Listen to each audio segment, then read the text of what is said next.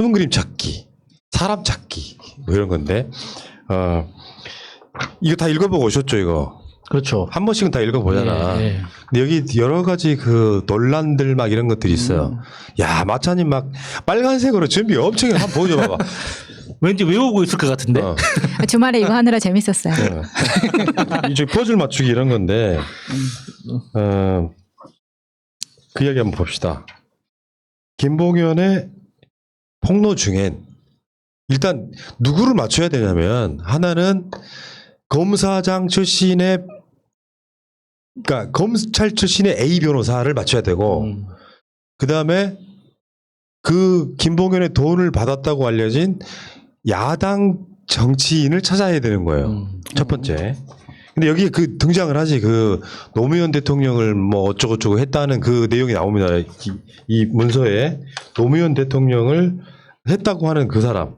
그러니까 노무현 대통령 수사했던 사람들의 명단을 알려드리겠습니다. 일단은 다 아시겠지만 한번 기억을 되살려 보시기 바라요. 당시에 노 대통령을 수사했던 조직이 중수부였죠. 이인규. 그 다음에 부장검사가 홍만표가 노 대통령 소환대 될 때 그 검찰청에서 씩 내려다보고 웃고 있던 바로 그 놈이에요. 그리고 이 사건의 주인 검사가 우병우고요. 배석 검사가 김영욱, 이주영, 이선봉 이렇게 됩니다. 그래서 여러분들은 주말 내내 이거 공부하시면서 이 검사 출신의 변호사가 누구라고 생각했어요? 이야기 한번 들어봅시다. 저는 그 제일 먼저 떠오른 사람은 그러니까 윤갑근이었어요. 그러니까 방금 말씀해주신 그 명단 중에는 없는데, 그러니까 검찰에서 이제 굉장히 광범위한 네트워크가 필요하거나 굉장히 활발한 캐릭터가 필요한 자리에서는 항상 등장하는 인물이 윤갑근이었거든요. 그러니까 뭐 대표적으로 그 김학의 별장 사건 수사할 때 있잖아요. 그때 김학의 갔던 그 별장에 드나들었던 사람들이 워낙 많기 때문에 모든 사람들과 가장 공통분모가 큰 사람이 윤갑근이어서 윤갑근이 수사팀장을 맡고 그걸 그냥 무혐의 처분을 한 거 아닙니까? 그러니까 그 윤갑근이 그러니까 그 기자들 사이에서 굉장히 유명한 게 이 술 실력으로 유명하다고 하더라고요. 그러니까 1차를 시작하면 기본 4, 5차 가는 건 기본이고 9차를 반드시 자기 집에서 한다고. 9차까지 살아남은 기자는 자기 집에 데려가서 마지막으로 술을 먹여서 재우고 다음날 보낸다는 거예요. 그만큼 그러니까 음주 가무를 좋아하고 그 네트워크가 광범위한 사람. 그래서 그 과정에서 검찰 내부에도 검찰 외부에도 네트워크가 광범위하게 있기 때문에 이런 그러니까 거의 2조 원대 사기 사건이잖아요. 그러니까 라임이 1조 5천이고 그러니까 저 옵티머스가 5천 정도 되니까 그 정도 큰 금융 사건에 대해서 관계되어 있는 가장 많은 관계자들을 공통적으로 알 수 있는 그래서 영향력을 발휘할 수 있는 사람이 윤갑근이 아닐까. 그러니까 A 변호사가 윤갑근이라고 생각했다고? 예. 윤갑근은 지금 정치권에 들어가 있는데 변호사가 최근에 일어난 일인데? 그게 무슨 상관이 있습니까? 어차피 선임계를 내고 변호를 하는 게 아니잖아요. 아니 그게 문제가 아니라 이 사람 이야기에는 노 대통령 수사를 직접 했던 사람이라는 이야기가 나오잖아요. 그러면 윤곽근은 그 라인에 없었기 때문에 윤곽근은 반대쪽에 지금 의심을 받고 있는 사람이지 않습니까? 네, 저는 아주 단순하게 우선 말씀하신 대로 윤곽근 문제는 김학의 때부터 다 연결이 돼 있고 말씀하신 그런 건 있어요. 그런데 단순하게 시점 비교만 할게요. 노무현 전 대통령 사건에 들어왔던 김형욱, 이주형, 이선봉 3명 중에 1명이어야 되는 상황이라고 보고 그렇다고 치게 되면 아주 단순하게 갈게요. 동아일보인가 나와 있던 그 날짜 비교인데 김형욱은 2017년도에 검사 퇴임, 이주형 2018년도 검사 퇴임, 이선봉 2019년 검사 퇴임. 그렇다면 2019년에 아직 검사로 움직이고 있었던 친구라면 이선봉. 아니 그러니까 이상해졌어. 그게 아니라 지금 A 변호사가 누군가를 일단 찾는 거예요. 예. 이 사람은 검사 출신의 변호사인데 실제로 수임계를 쓰지 않고 아까 말한 그 변호사들 모으는 역할을 하는 큰 그림 그려주는 사람이야. 예. 불법이야 그냥. 예. 사실 정관 누리고 있는 사람이야. 예. 이 사람이 누구냐를 찾는 건데 뭐 많은 사람들이 그러면 이주영. 그러니까 지금 홍만표하고 네. 이주영이 사실은 의심을 받고 있죠. 홍만표라고 하는 사람이 있고 이주영이라고 하는 사람인데 마차님 생각을 한번 들어볼게요. 어느 쪽이라고 생각해요? 저는 이주형으로 이제 알고 난 다음에 이주형에 대한 거를 좀 찾아봤죠, 오히려. 그래서 이주형이 지금 1970년생에 지금 현재 51살, 그리고 사시는 40회, 그리고 연수원 30기입니다.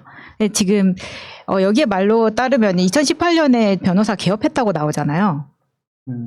이 사람이 지금 덴튼슬리 법률사무소를 개업을 해서 운영을 하고 있더라고요. 뭐 치과합니까? 저는 그래서 뭐이 사람이 미국 가서 공부했나 그것도 아니에요. 그냥 덴튼슬리 좀 있어 보이는 변호사 이런 거를 개업을 해가지고 지금 하고 있고요. 네, 여기까지. 여기까지요? 네. 그러니까 이게 지금 홍만표 같은 경우는 나 아니다. 라고 계속 발뺌을 하고 있으면서 난 수임도 하지 않았다. 그렇기 때문에 의심받는 거잖아. 이거 그러니까 라임 사건 관련해서 그걸 수임했다 안 했다의 문제가 아니라 외곽에서 어떻게 큰 그림 그려줬느냐. 그러면 실제로는 주도하면서 다른 새끼 변호사들 통해 가지고 사건을 이렇게 로비 등으로 무마해 보려고 한 사람이 뭐 이주형이다 아니면 윤곽근이다 이렇게 아니 저기 홍만표다 이주형이다 이렇게 서로 설왕설래가 오고 가고 있는데 이 사람은 전체적으로 봤을 때 초반에는 홍만표일 것이다라는 얘기가 되게 강하게 돌았었고요. 지금은 이주영 쪽으로 몰고 가시는 분들이 꽤 많이 있습니다만 이거 아는 사람들은 다 아는 이야기다 이렇게 말씀드리고요. 그건 중요한 게 사실 아닐 수도 있습니다. 아까 이제 여러분들이 이야기가 좀 헷갈리셨는데 그래서 이 사람들한테 돈 받았다는 여기서 거론되는 인물들이 있어요. 이 김봉현의 글에 보면은 5천만 원 줬다고 하는 사람 중에 윤대진으로 의심되는 현직 검찰도 있고 예. 야당한테는 수억이라는 표현이 등장해요. 수억 원을 줬다. 여기서 지금 그 단서가 뭐가 있었냐면 야당 대표의 최측근인 검사장 출신 뭐 이렇게 표현을 했었다고. 근데 이게 약간 혼동됐던 게 현역 의원이라는 소리가 있었거든요. 그렇다 보니까 현역 의원으로는 이 당시 야당 대표 황교안의 최측근이라면 정점식 또는 최근에 이번에 들어온 유호성형, 유상범 정도가 거론이 되다가 이재호 씨가 바로 직격을 했어요. 윤곽근이라고. 아까 말한 그 윤곽근이라고. 근데 윤곽근이 간단히 말해서 우병우 라인으로서 박근혜 때 제일 잘 나갔던 자잖아요. 그렇죠. 노회찬 의원 같은 경우에 막 답변하면 정말 싸가지 없이 답했던 바로 그 인물이 윤곽근이고 뭐. 그 우병우 수사받을 때 우병우 팔짱 끼고 있고 열중샷 하고 서서 우병우 수발 들던 그러니까 우병우는 불기소하고 가족들만 기소를 하고 이렇게 했던 게 윤곽근이고요. 김학의 사건에서 잘 피해 나왔던 게 윤곽근이고요. 근데 이게 윤곽근으로 이재호가 지목을 할 수밖에 없는 이유가 뭐냐면 잘 생각해 보면요. 김학이라는 사람은 사실 박근혜 아버지하고 김학의 아버지하고 서로 친구 짱구 먹고 있는 군대에서 이런 사이였고 박근혜는 김학의가 너무나도 필요했고 그래서 그 사실이 밝혀졌음에도 불구하고 첩보 받고도 결국은 차관까지는 임명을 했잖아요. 임명을 했지만 결국 며칠 살아남지도 못하고 나가게 되죠. 그럼 원래 황교안 자리, 황교안이 법무부 장관, 법무부 차관이 김학의. 근데 원래 그 장관 자리는 황교안 게 아니었어요. 황교안은 당시에 아무런 인맥이 없었고 그때 그 자리는 김학의인데 김학의가 차관으로 내려오면서 황교안이라는 사람이 들어가요. 근데 이 김학의가 장관 역할을 해줘야 되거든요. 해줘야 되는데 금방 쫓겨나요. 그러면 아무것도 모르는 황교안이가 있어요. 그때 이 박근혜 정부의 해결사를 자처하고 모두 성공시킨 게 윤곽근이에요. 그러니까 이게 내가 옛날에 기억들 하시겠지만 몇 년 전에 황교안이 우병우 라인이라고 표현한 적 있어요. 훨씬 선배죠 황교안이가. 근데 황교안은 바지하기 딱 좋은 캐릭터예요. 공안 쪽이잖아요. 그래서 법무부 장관과 국무총리를 시키는 데 있어서 정말 무색무취한 사람. 사실은 엄청 무능한 사람. 우병우가 그 그린 그림에 아주 대표적인 바지가 황교안이었단 말이죠. 이 과정들이라는 게 분명히 있는 거고 어쨌건 윤곽근이라고 지목되는 거는 또 이유가 또 있어요. 아까 말씀하신 거 말고 2009년으로 기억되는데 우리 김민석 의원이 있잖아요. 네. 정치자금 사건에 얽혀가지고 막 수사받을 때 담당 검사가 윤곽근인데 그 당시에 이명박 초기였어요. 초기여가지고 이제 막 정치 보복 개념으로 친구한테 이렇게 빌린 돈을 정치자금으로 엮어가지고 정치활동 못하게 재판받고 이던 시대에 그 담당 검사가 윤곽근이었는데 그 당시에 윤곽근이 수사했던 사람 중에 하나가 이재호예요. 이렇게 저렇게 해가지고 그러니까 서로가 그거를 굉장히 잘 알고 있는 상태라고 보는데 어쨌건 이재호 씨가 이 도당 위원장을 하고 있고 어쩌고저쩌고 정황을 딱 설명하면서 윤곽근이 바로 돈을 받은 자다 했더니 윤곽근이 나는 김봉현이 누군 줄 모른다. 당연히 모르겠지. 여러분들 기억하시겠지만 그 한동훈이가요. 처음에 MBC 보도가 빵 터졌을 때 나는 이동재랑 통화한 적도 없다고 그랬어. 그러니까 녹취록이 검찰 있습니다. 말은 일단 증거 녹취록이 나오기 전까지는 다 거짓말인 거야. 이 새끼들은. 김학의도 윤창중 모르는 사람이라고 했어. 윤곽근이 그랬어. 김봉현이 누구냐? 예. 오늘 김진애 의원이 국정감사에서도 그 이야기를 해요. 윤곽근에 대해서. 그러면서 전세가 확 바뀐 거예요. 그러니까 지금 우리나라 이제 대한민국이 워낙 투명해지고 이게 금융면에서나 뭐 문화나 산업 전체적으로 선진화되다 보니까 이 뇌물이라는 거에 대해서 우리가 잘 상상을 못 하게 되잖아요. 근데 김봉현 씨라는 사람을 계기로 해서 지금 이게 굉장히 부정부패가 엄청난 규모로 진행됐다라는 게 이제 드러난 거고 그 규모 자체가 지금 거론되는 금액 자체가 2조 원이란 말이에요. 2조 원 중에 일부는 김봉현이 개인적으로 유용을 했을 테고 또 일부는 그 기마이라고 하죠. 그러니까 주변에 로비를 하기 위해서든 펀드 영업을 하기 위해서라도 돈 씀씀이가 굉장히 컸을 거란 말이에요. 그러니까 그런 식으로 돈이 엄청나게 현금으로 사용을 했을 테고 그 중에 일부가 이 사건을 무마하기 위한 용도로 일종의 보험 들기라고 하잖아요. 그러니까 보험 용도로 여러 용도로 뿌려졌을 텐데 그 중에 과연 민주당 의원들이 더 가능성이 높을까요? 야당 의원들이 가능성이 높을까요? 지금까지 그 어떤 어두운 더러운 돈을 어떤 다루는 태도를 봤을 때 어느 쪽이 더 가능성이 높겠습니까? 그래서 이건 너무 그러니까 이게 그 야당이 특검하자라고 하는데 진짜 이거는 지가 지 눈깔에 찌르는 짓이에요.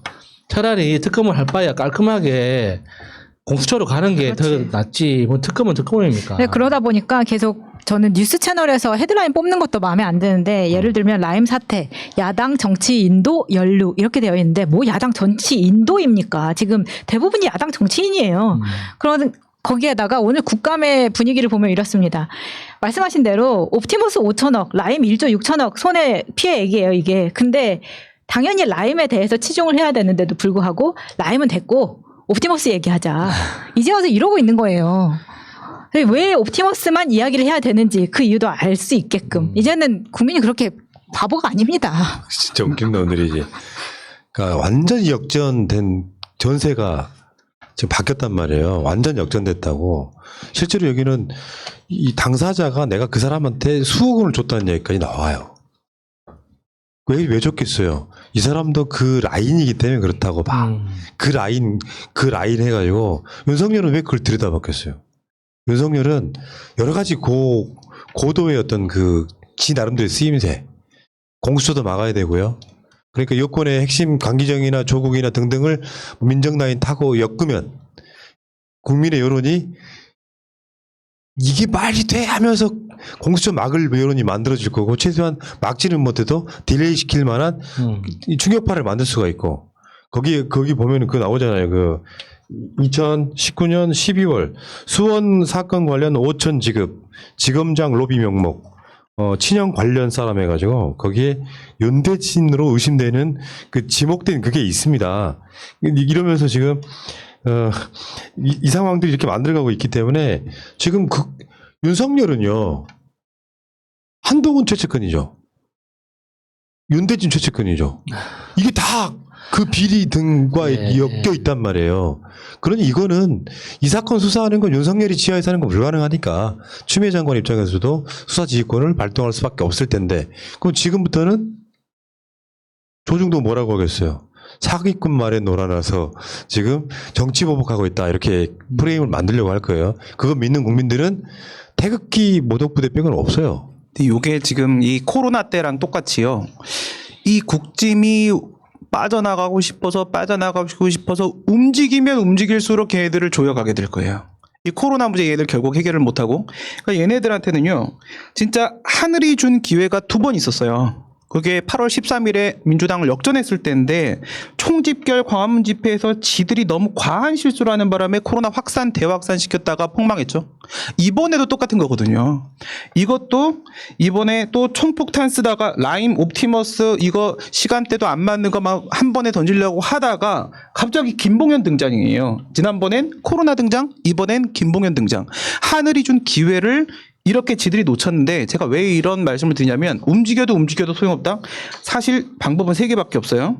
특검, 특임, 특본 3개예요. 특보는 뭐예요? 특별수사본부. 이게 지금 추미애 장관이 하자고 하는 특별수사본부 이건데 그러면 특검으로 갈 거냐 특임으로 갈 거냐 특본으로 갈 거냐 특임은 안 돼요. 이건 아무도 안 받아들여. 왜? 특임은 지난번에도 우리가 얘기한 대로 검찰총장이 임명을 한단 말이죠. 이건 서로 간에 안 돼. 그렇지. 버리고 특검이냐 특본이냐야.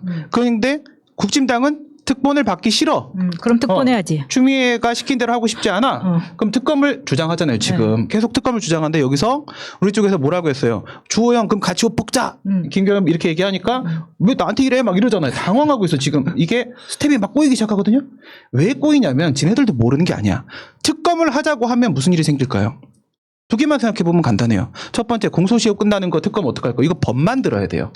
새로 특별법 만들어야 되고 그런 다음에 또 한 가지 특검 하면 상시 특검 체제가 공수처야. 그렇지. 상시 특검 체제가 공수처인데 그럼 공수처 통과시켜야지. 그렇죠. 공수처는 협조 안 하면서 특검은 하자라는 말은 성립이 안 되는 거예요. 그러니까 얘네들 지금 빠져나갈 곳이 없어진 거예요. 지금. 자, 어쨌건 우리 소문그리 찾기 마무리 좀 합시다. 먼저 뭐 나가실 건 없고 오늘 국정감사에 다 나왔죠. 그 술 얻어 먹었다고 하는 검사 3명 중에 1명이 자기 수사팀으로 왔다. 이 사람이 이성범이에요. 현재 라임팀 수사팀 검사. 이 사람이 기본적으로 윤석열 사단. 그리고 남부지검단 물러났지만 오늘 윤석열을 쉴드 쳤던 바로 송사면 전 남부지검장 이 사람. 그 다음에 그러니까 이 송사면이 지금 변호사 개업한 거잖아. 옵티머스사가 연루된 스킨앤스킨사의 변호사예요. 또 송사면이 송사면이 윤석열 실수 쳤잖아. 윤석열은 수사 제대로 하라고 했다. 그리고 윤갑근 이렇게 이제 대충 나오는 것 같고 저쪽에서 나오는 거 보니까 이주영 쪽으로 계속 기우는 것 같습니다. 그쪽에 지금 그 검사 출신 A 변호사는 재밌네. 이렇게 자 이렇게 대략 알려드렸고요. 나는 아니다라고 생각하시는 거명된 분들 고소하시면 우리가 검찰에 나와서 우리가 들은 이야기를 누구한테 들었는지 알려드리도록 하겠습니다. 고소도 관영. 그리고 나머지 다른 디테일이 있잖아요. 디테일은 좀 전에 방송됐던 정치 1번가의 현근택 변호사가 디테일하게 이야기를 해줘요. 그 방송도 한번 꼭 보시기 바라겠습니다.